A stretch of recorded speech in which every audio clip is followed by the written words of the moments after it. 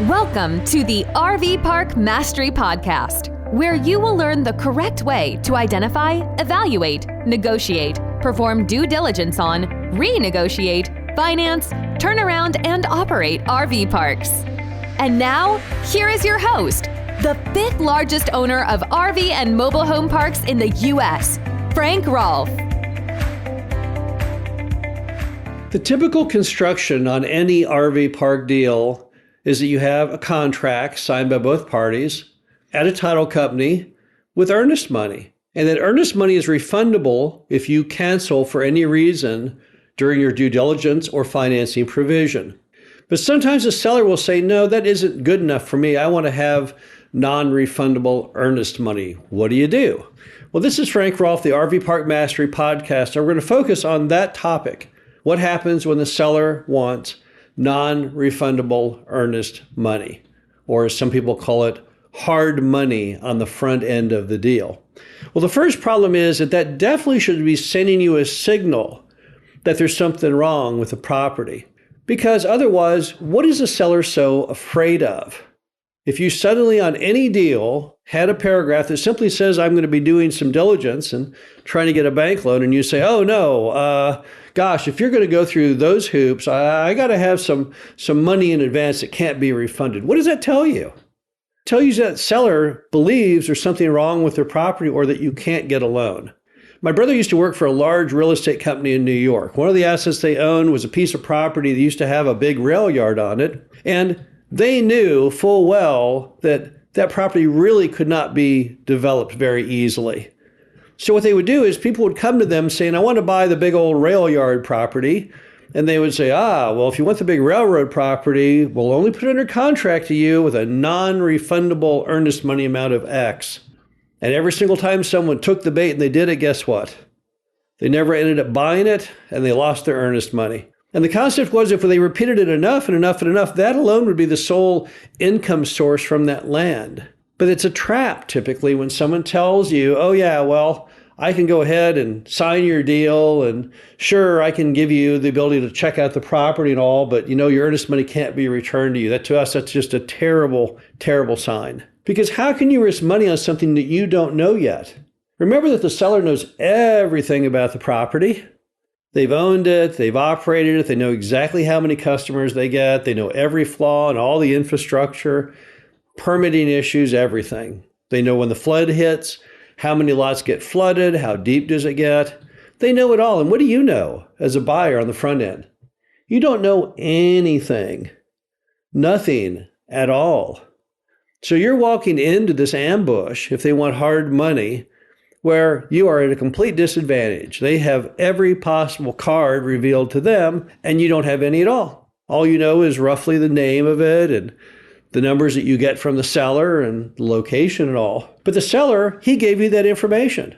So how, without verifying what he's done, can you possibly put hard money behind that? Just doesn't make any sense, right?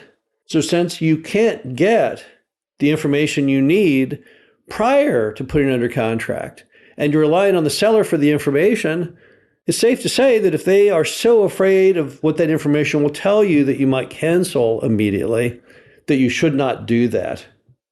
Also, what if it goes beyond your ability? What if you can't get a loan because the lending market is screwed up? We all know America right now has got some huge economic problems. We've got a crazy Fed chairman, Jerome Powell.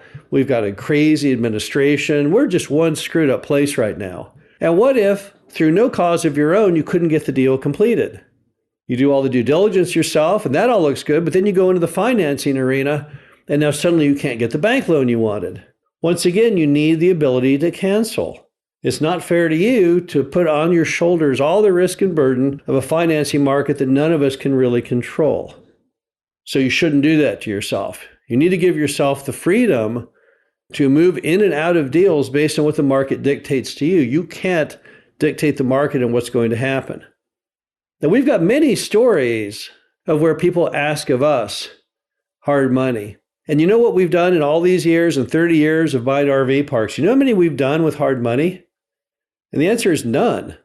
Because we don't like the idea. We don't think it's a fair request for the seller to make to you as the buyer and say, oh, well, even though you don't know anything about the property, and I do, and even though you have no control over the banking industry, I'm going to make you risk your hard-earned money just to have the shot at it.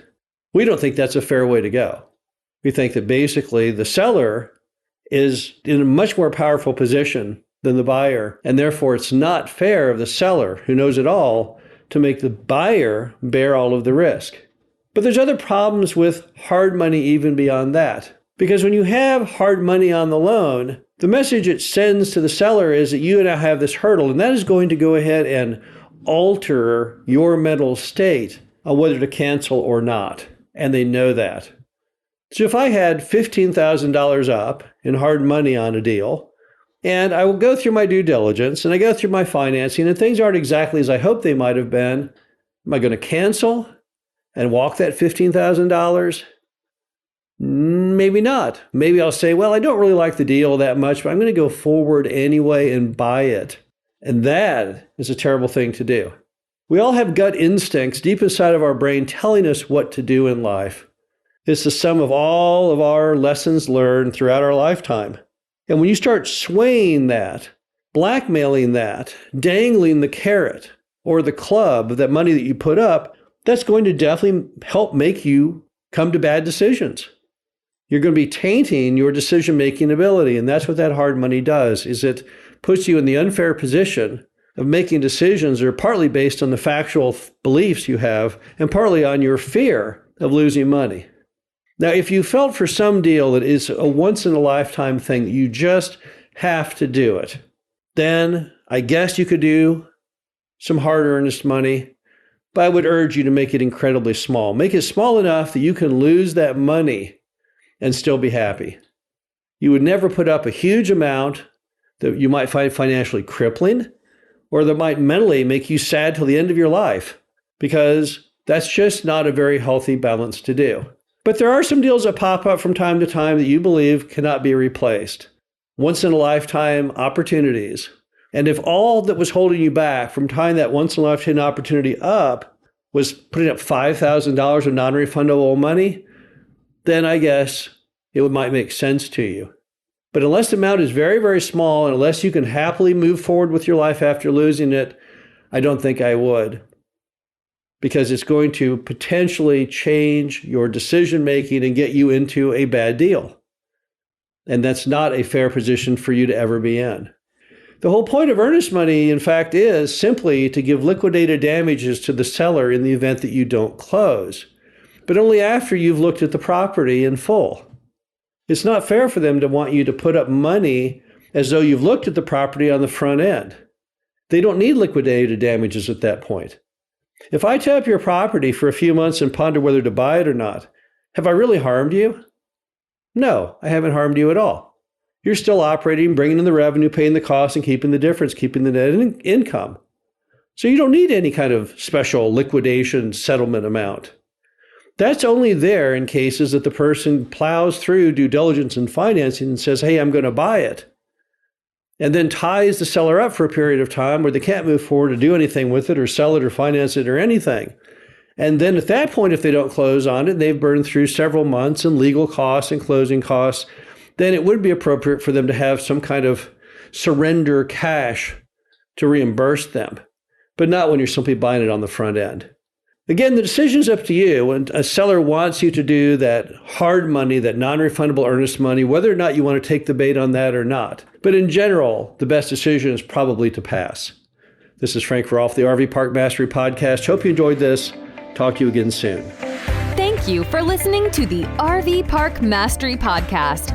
Be sure to visit us at www.rvparkmastery.com, where you can learn the correct way to identify, evaluate, negotiate, perform due diligence on, renegotiate, finance, turn around, and operate in RV parks.